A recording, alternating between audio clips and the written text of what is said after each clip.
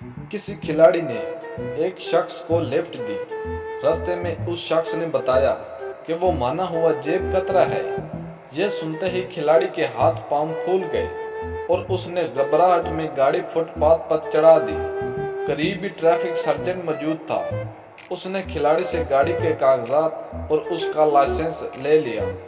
Surgeon से निमटकर खिलाड़ी ने गाड़ी आगे बढ़ाई और जेब कतरे से कहा, मैं तुम्हारी वजह से कितनी बड़ी मुसीबत में पड़ गया, अब मुझे कोर्ट जाना पड़ेगा।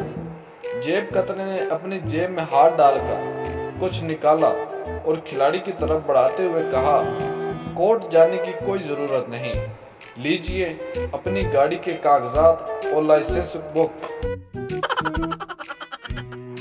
एक दुकान पर प्राइस लिस्ट टंगी हुई थी।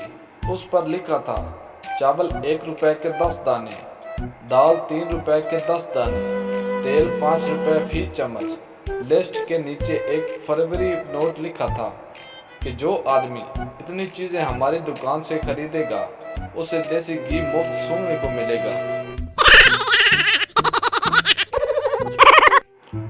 खरबूजे वाला चिल्ला चिल्लाकर खरबूजे बेच रहा था।